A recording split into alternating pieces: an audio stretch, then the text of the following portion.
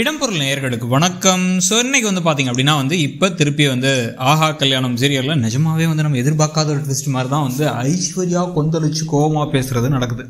அவங்க என்ன சொல்கிறாங்க அப்படின்னா சர்வைவல் ஆஃப் த ஃபிட்டஸ்ட் அப்படின்னு ஒரு வார்த்தை இருக்கும். அது என்னென்னா வலியதே உயிர் பிழைக்கும் அப்படின்ட்டு. நீ ஒரு விஷயத்தில் நம்ம இருந்தாகணும், எப்படியாச்சும் ஒரு மனுஷன் வாழ்ந்தாகணும் அப்படின்னா பொய் சொல்கிறதோ இல்லை புரட்டுகள் பண்ணுறதோ இல்லை திருட்டுத்தனம் பண்ணுறதோ வேறு வழி இல்லைன்னா அதை செஞ்சு தான் ஆகணும். எனக்கு நான் இவரால் ஏமாற்றப்பட்டேன். கௌதம் என்னை பெரிய பணக்காரன், எங்கள் அண்ணனோட நான் தான் பணக்காரன், சொத்தெல்லாம் எனக்கு தான் அப்படிங்கிற மாதிரி நிறைய ஏமாத்தினதை நம்பி நான் அவர் கூட இருந்துட்டேன்.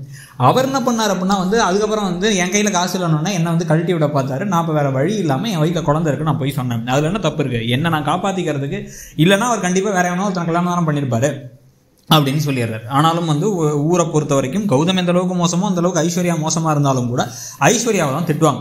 ஸோ கண்ட மேனிக்கு அவங்களை வார்த்தைகள்லாம் பேசி அவங்களை வெளில அனுப்ப ரெடியாக இருக்காங்க. இதில் சிக்கி தவிக்கிறது யாருன்னா மகா தான்.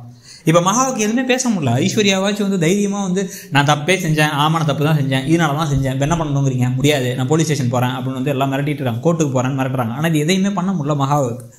மகா முன்னாடிலாம் பார்த்தீங்கன்னா தைரியமாக பேசுவாங்க. இப்போ அவங்களுடைய கேரக்டரை கொஞ்சம் கொஞ்சமாக மாற்றி கடைசியில் இப்போ அழுதுகிட்டே நான் கிளம்புறேன்னு சொல்லி அவங்களே கிளம்ப போகிறாங்க. ஆனால் ஐஸ்வர்யா நான் கிளம்ப மாட்டேன் அப்படின்னு ஒத்த காலில் நிற்க, இந்த பக்கம் மகா கோடீஸ்வரியோட பிரபாவோட தசரதனோட தன்னோட குடும்பத்தோட கிளம்பி போகலான்னு முடிவு பண்ணுறாங்க. ஆனால் இந்த சமயத்தில் இப்போ தாத்தா வேணாம் நீ போதங்கிறாரு. தாத்தாவுக்கு டபக்குன்னு இப்போ மயங்கி மட்டும் ஸ்டேஜில் விழுந்து கடைசியில் தயவு செஞ்சு குடும்பத்தை உடைக்காதீங்க, எதாக இருந்தாலும் நம்ம பேசிக்கலாம், என்ன பிரச்சனையாக இருந்தாலும் சரி, மகாவை போவேணான்னு சொல்லுங்கள் அப்படின்னு சொல்லி மகாவை கூப்பிட்டு வச்சு வீட்டில் இருக்க வச்சாலும் திருப்பி கதை ஜீரோவில் ஃபஸ்ட்டு அந்த முதல் கட்டத்தில் தான் போய் நிற்கும்.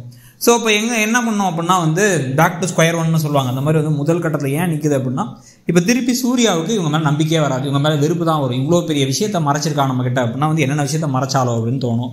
இவங்க கொஞ்சம் கொஞ்சமாக ஒரு அன்பு பாசம்லாம் வந்தது எல்லாமே உடஞ்சி போன மாதிரி ஆகிடும். இந்த பாசத்தை திருப்பி அவங்க கொண்டு வர வைக்கணும் அப்படின்னா அது பெரிய கஷ்டம்.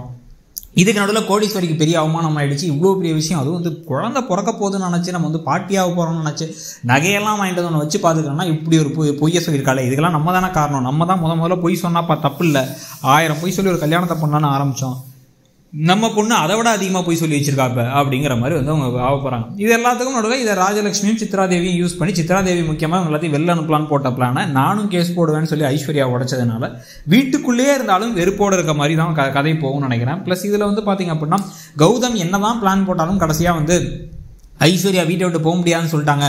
இதில் நம்ம நியூஸ் சேனல்லாம் வந்துடும், நமக்கு எதுக்கெடுத்தாலும் இந்த வீட்டில் தான் நியூஸ் சேனல்லாம் வந்துருவாங்களே, ஸோ நியூஸ் சேனல்லாம் வந்துடும் அப்படின்னு சொல்லி பயமுறுத்தி இவங்கெல்லாம் ஒரே வீட்டில் இருக்கிறதுக்கான வாய்ப்புகள் அதிகம். நீங்கள் என்ன நினைக்கிறீங்க, ஒரே வீட்டில் இருக்கணுமா இல்லை துரத்தி விட்டால் தான் கொஞ்சமாச்சும் ஐஸ்வர்யாவுக்கு தான் செஞ்ச தப்பை பற்றியும் தெரியும் நினைக்கிறீங்களாங்கிறத சொல்லுங்கள். தேங்க்யூ.